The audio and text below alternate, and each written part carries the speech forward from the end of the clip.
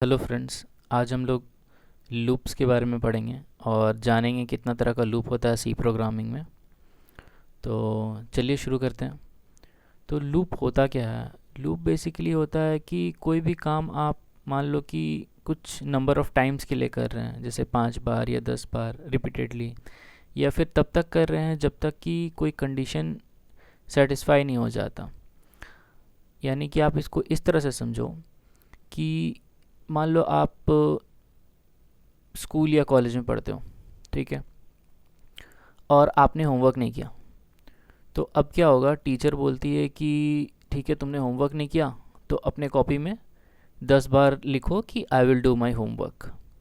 ठीक है, तो आप क्या करते हैं? आप उसको रिपीटेडली लिखने लगते हैं। कितने बार लिखते हैं? जितने बार टीचर ने बोला होता है। तो जैसे मान लो टीचर ने बोला कि 10 बार लिखो, तो आप 10 बार लिखते हैं। तो वो एक लूप हो जाता है कि आप एक ही चीज़ को बार बार कर रहे हैं। ठीक है। या फिर मान लो टीचर ऐसा बोलती है कि आप तब तक लिखो जब तक मैं ना बोलूँ रुकने के लिए, तो वो एक कंडीशन सेट करती है। ठीक है, वो एक कंडीशन सेट करती है कि जब तक मैं ना बोलूँ रुकने के लिए तब तक नहीं रुकना, तब तक लिखते रहो। तो लूप भी कुछ इसी तरह से है कि हम लोग तब तक काम करते जाएंगे जब तक वो कंडीशन फॉल्स नहीं हो जाता। ठीक है।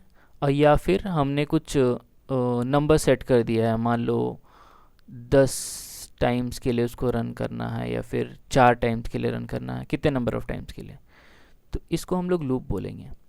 ठीक है। सी में हमारे पास 3 टाइप का लूप होता है। वाइल होता है, डू वाइल होता है और फॉर होता है। ठीक है। तो सबसे पहले हम लोग वाइल से शुरू करते हैं कि वाइल का सिंटैक्स क्या होता है। तो ये है हमारा वाइल लूप। तो वाइल लूप का स्ट्रक्चर ऐसे ही होता है।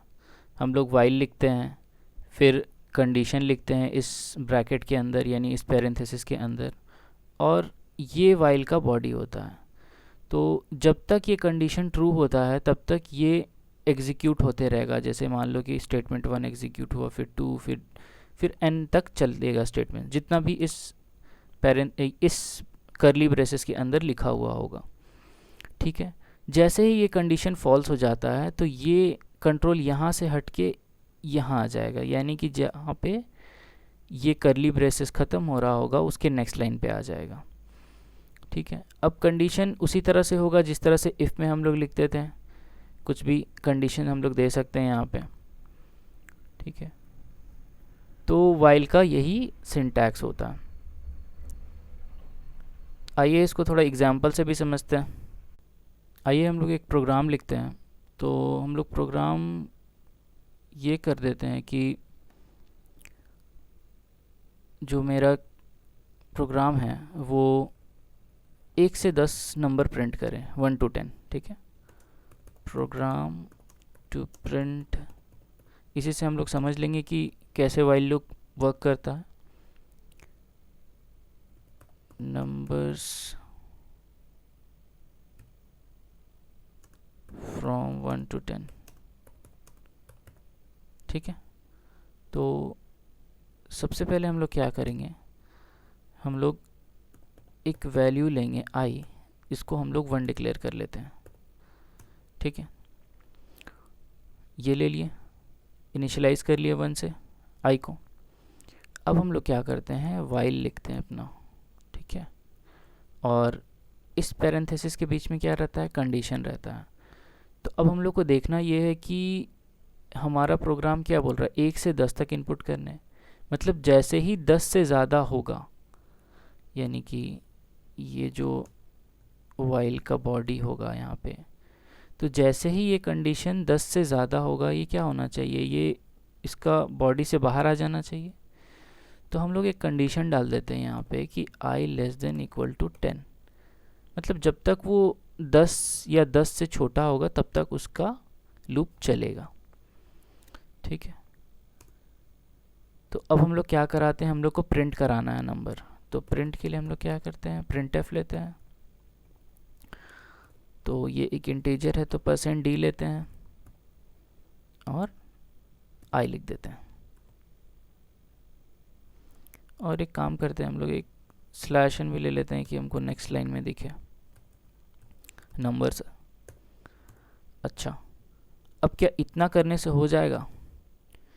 थोड़ा सोचिए, इतना करने से नहीं होगा। क्यों नहीं होगा?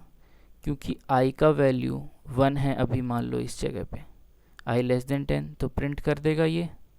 ठीक है, फिर क्या होगा, फिर यहाँ से ये फिर ऊपर जाएगा वाइल के पास, फिर चेक करेगा i less than equals to 10, तो 1 लेस देन इक्वल्स टू 10, फिर प्रिंट करेगा, फिर यहाँ आएगा, फिर यहाँ से ऊपर जाएगा, फिर चेक करेगा, तो i तो बढ़ ही नहीं रहा है। जब i बढ़ ही नहीं रहा है तो ये क्या होगा, ये लूप इन्फिनाइट हो जाएगा। तो हम लोग का लूप इन्फिनाइट टाइम्स चलेगा, वो चलता ही रहेगा, प्रिंट करता ही रहेगा, करता ही रहेगा, करता ही रहेगा। अगर हम चाहते हैं कि हमारा लूप 10 तक प्रिंट करने के बाद रुक जाए, तो हम लोग क्या कर सकते हैं, i equal to I plus 1। हम लोग i को 1 से बढ़ा देंगे। इससे होगा क्या कि जैसे मान लो फर्स्ट टाइम में i का वैल्यू 1 है, ठीक है, ये कंडीशन ट्रू होगा, i less than equal to 10, तो यहाँ आएगा और प्रिंट करेगा i, यानी 1 प्रिंट हो गया। ठीक है, यहाँ पे हम लोग बगल में लिख देते हैं 1, मान लो 1 प्रिंट हो गया।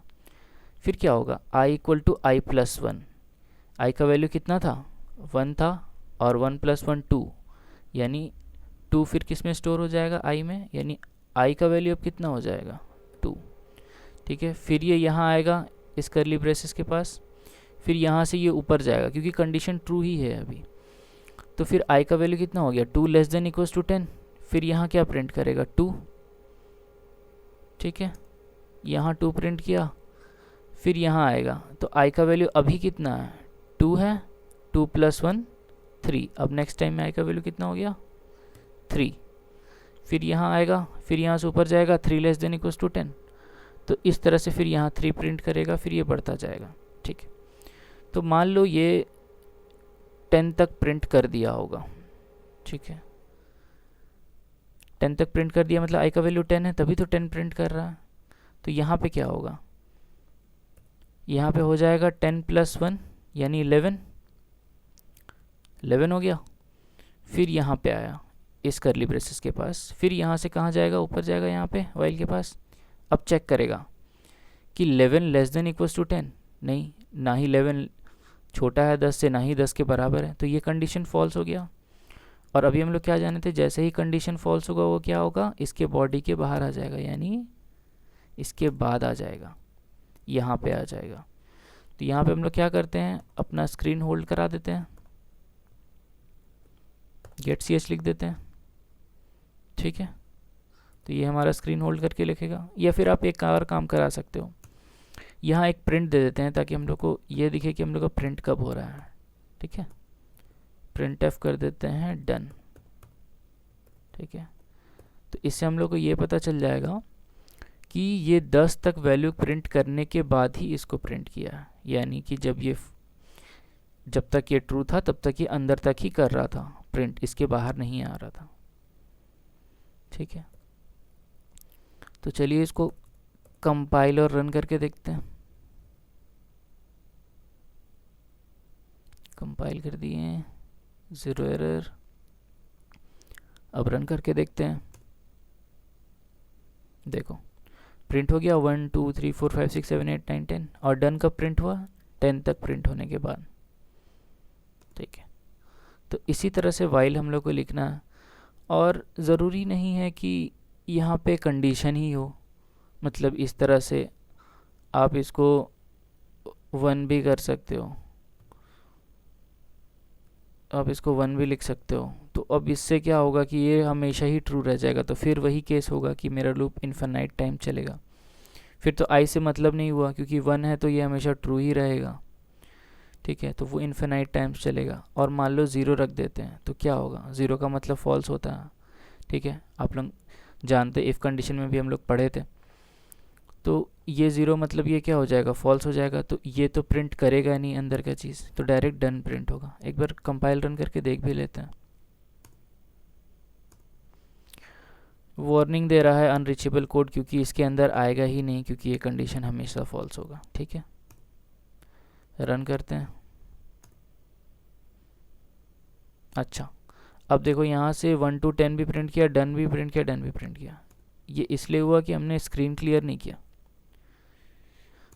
हमको क्लियर स्क्रीन लिखना वो था यहाँ पे। वो क्लियर स्क्रीन कर देते हैं, तब हमारा पुराना जो आउटपुट है वो स्क्रीन पे नहीं रहेगा, हट जाएगा।